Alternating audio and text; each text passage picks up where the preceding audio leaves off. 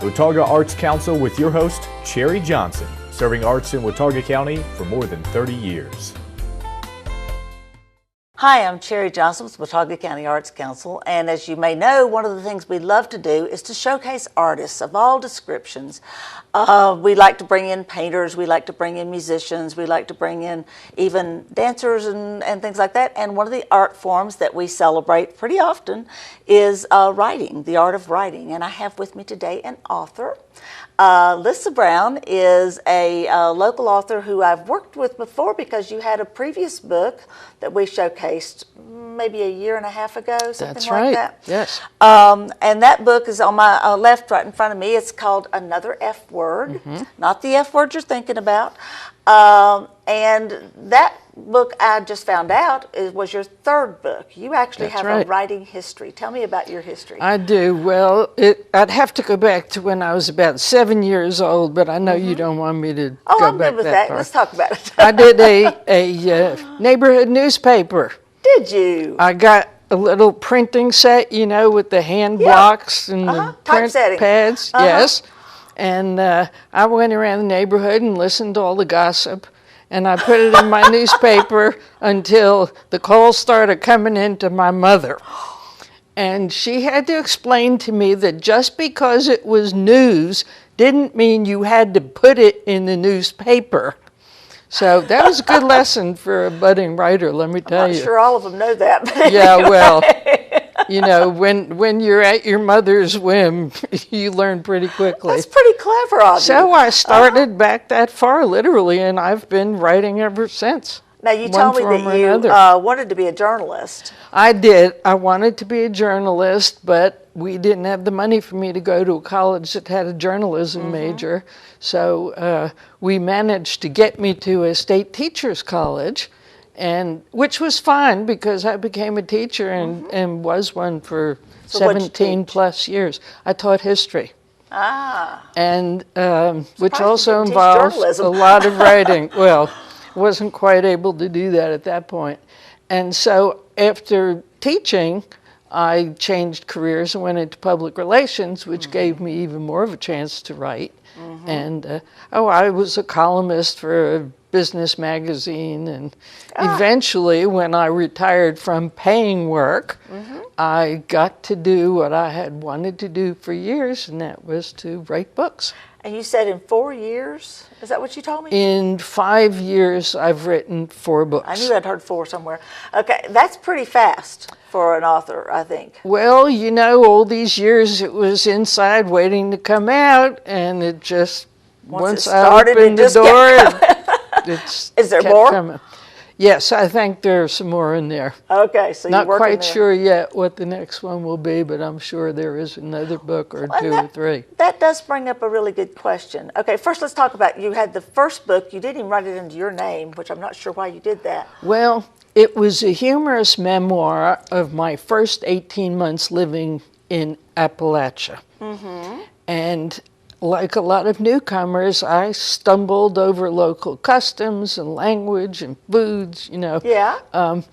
And I, in order to keep myself comfortable with being in a very different environment, because I grew up in the New York metro area. It's quite a So, contrast. you know, I began sending weekly updates from the holler, is what I called them, to friends, and they kept saying, "You have got to put this stuff into a book. It's so funny."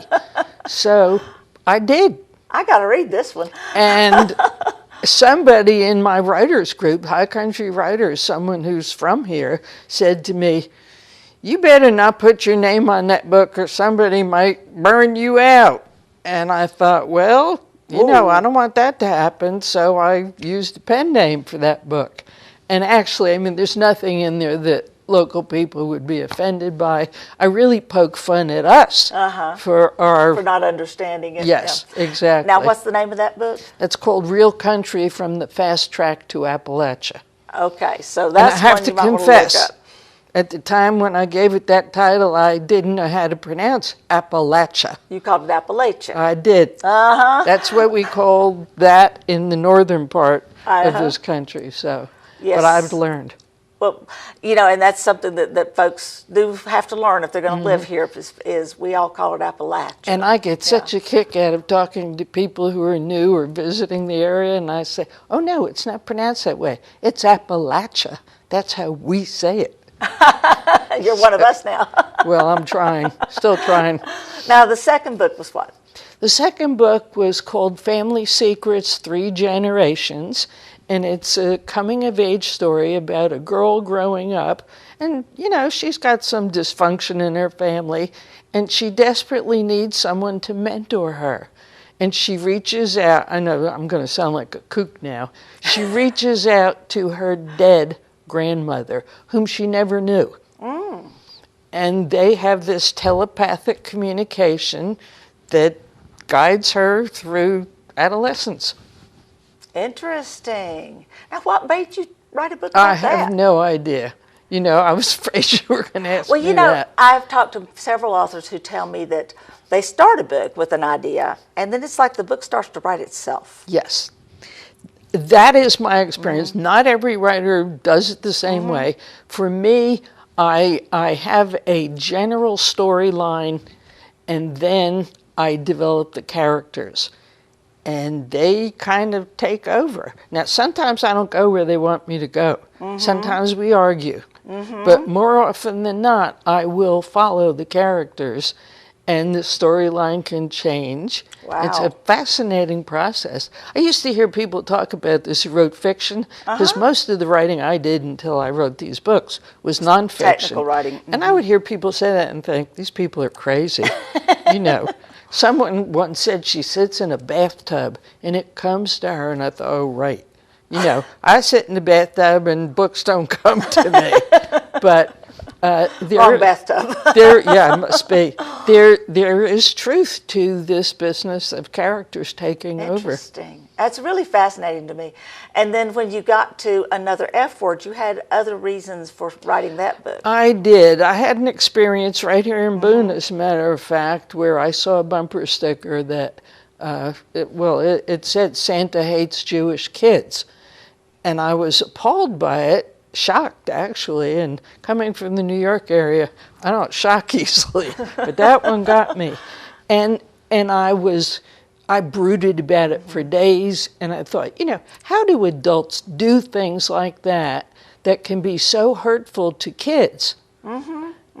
And what came out of it was my desire to write a story about things adults do to children to hurt them, and I picked a protagonist who I figured was probably one of the best to illustrate, and that was a gay boy. And that's how Another F Word was written.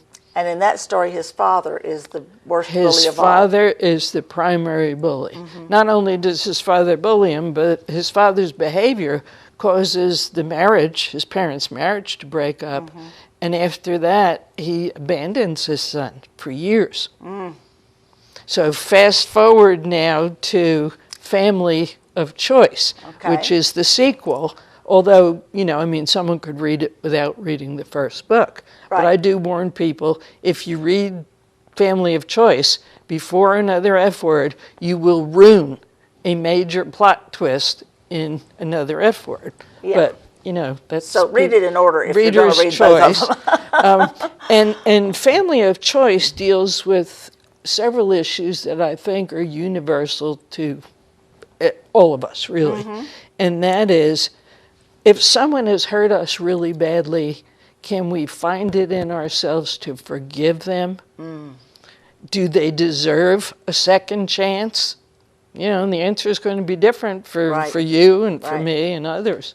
But this book deals with Rory, the character. He's now grown. He's a physician. And he's moved from Tennessee, where the first book is set. He's living now in Baltimore, Maryland. And he has a partner, and the partner has 2 young children. And Rory has to decide whether or not to legally adopt these 2 children. And when he wrestles with that decision, all this stuff from his past comes up. And he realizes he's hesitant because he doesn't know if he's good fatherhood material. He didn't have a very good role model. And so he's got 3 new F words to deal with: fatherhood, family, and forgiveness. And his challenge is, can he forgive his father if he chooses to go down that route? Right. Will he consider letting him back into his family?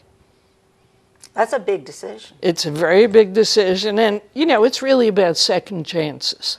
Right, and I think it's also about forgiveness. It is about forgiveness. And then you and I were just talking to Jonathan Roten, and he quoted a quote about drinking a poison and expecting the other person to die.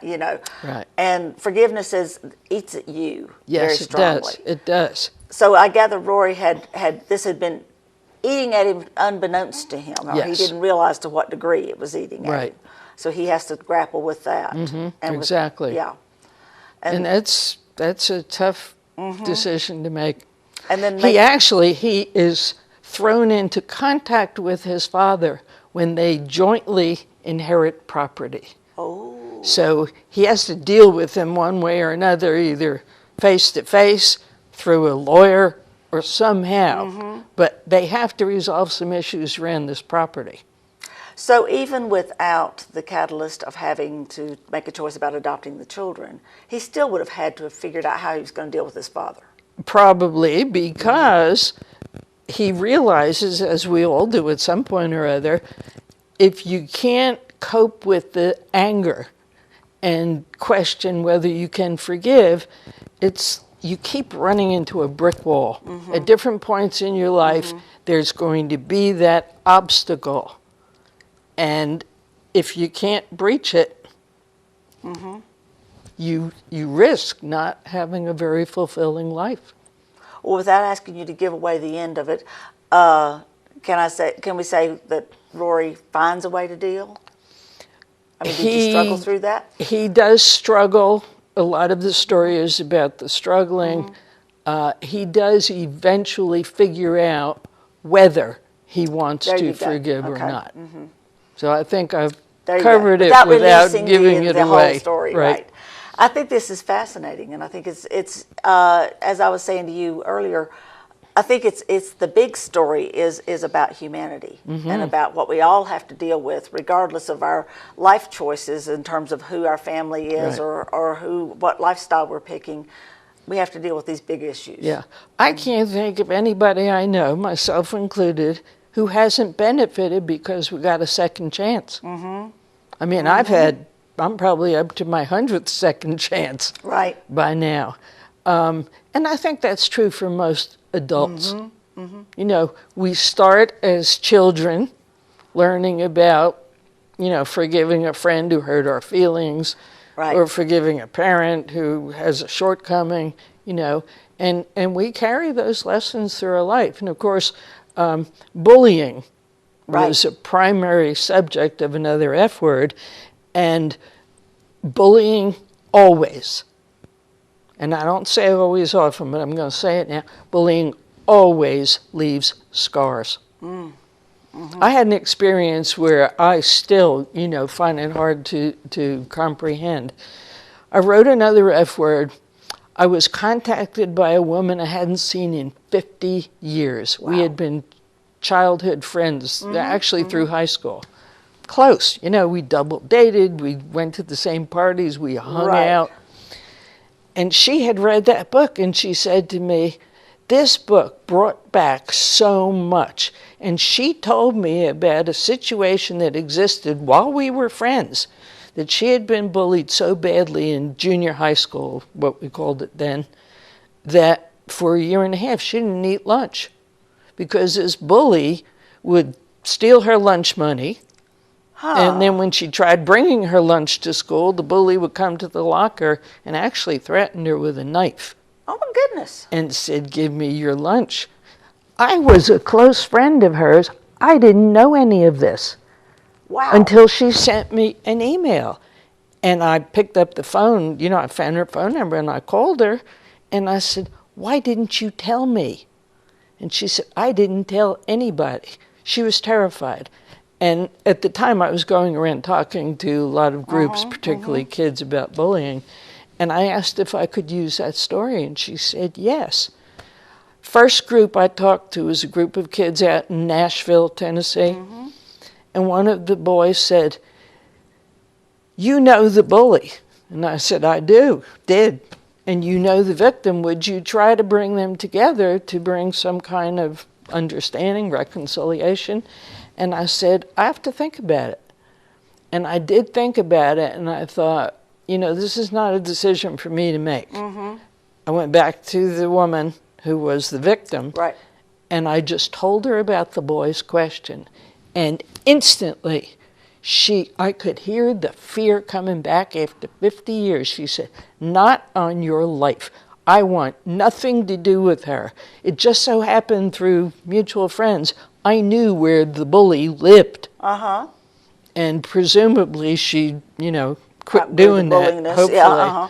But the fear was still there, and bullying leaves scars. So Rory, in Family of Choice, yes, he's a physician, but he bears those scars from childhood bullying. Another interesting approach to this whole topic would be the perspective of the bully, and especially the bully that grows up, and how do they deal with their past. And that is in this book. Really? Yes. So father has to deal with his own. Yep. And often the bully has as many scars, maybe Exactly. just as bad as the victim.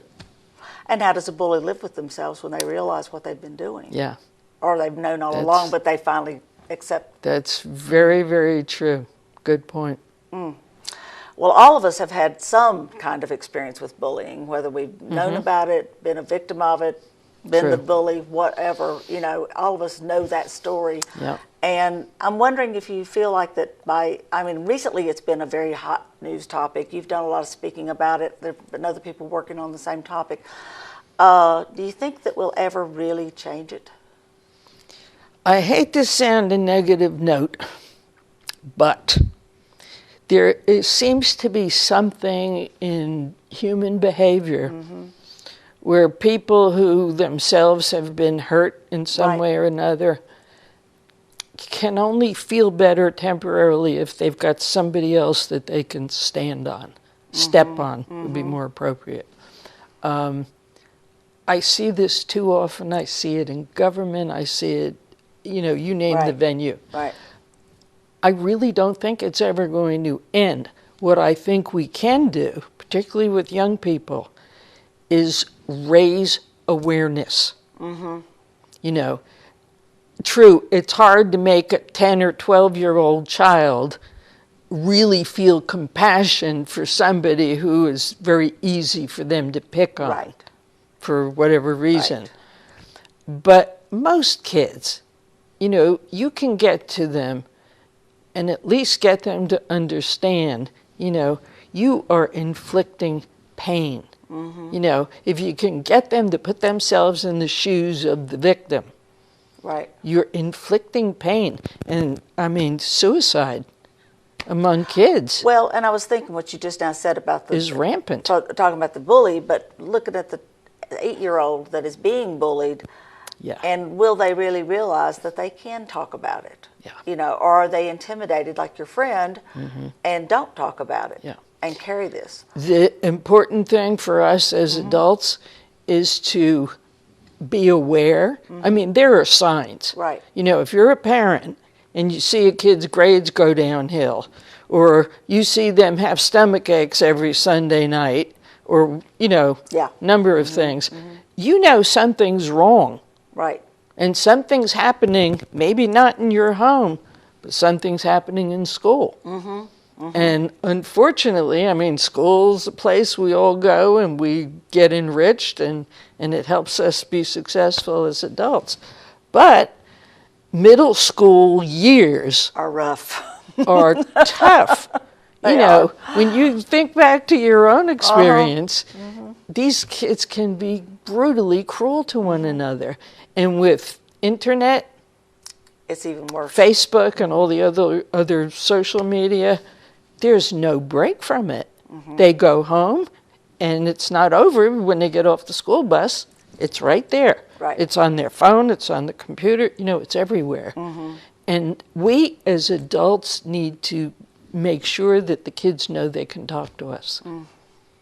and not judge. Right. It's too common a story that when a child does tell an adult that they're being bullied, the response they get makes it worse. Oh, toughen up. Right. Man up or woman up or whatever Right. expression they use, or to excuse the behavior of the bullies as, girls will be girls or boys will be girls, boys will be boys. Girls, incidentally, in middle school, I think, are worse bullies I sometimes. would completely agree with that. I've seen a lot of They that. use social bullying, exclusion. They'll talk about a party that they're invited to that they know Mary's not invited to in front of Mary. Yeah. That kind of thing. That is so painful for Yeah. kids, and some of them who don't have anybody to talk to. And then you move to the scenario of the grown-ups who have to deal with those emotions from wherever, That's or right. not just grown-ups, but especially grown-ups. Yes. And I think that all of us carry baggage from some sort from our childhood, from our sure. growing up, and we have to learn how to cope with that because you can't forever bury it. You can't bury it, and the ideal thing is to be able to take it and turn it into a wisdom that you can use in a productive way. Exactly. So I feel like I ought to be lying on this couch. It's like therapy session. I was just thinking this is really getting interesting. I've had to do a lot of research. Yes. In doing both of these books, and it's been an eye-opener. Someone who taught for 17 years, I thought I pretty well understood the whole bullying dynamic. I had a lot to learn. Interesting. And I tried through fiction to pass it along to the readers. So, question about the book. Now, the partner, to what degree does the partner get involved in the forgiveness question? Well, partners always have choices. Do we support our other half? Do we walk away from it? And everything in between. So, the partner is the biological parent of the two children Right. in family of choice. So, they're his. Right. He wants his partner to be their legal parent. For a very practical reason. Right. If something happens to him, There needs to be somebody. he to back him up. wants his partner to raise those kids. But understanding what this partner's dealing with. It's, the what forgiveness issues, helps yeah. in this story is the partner's also a physician and one who works with children.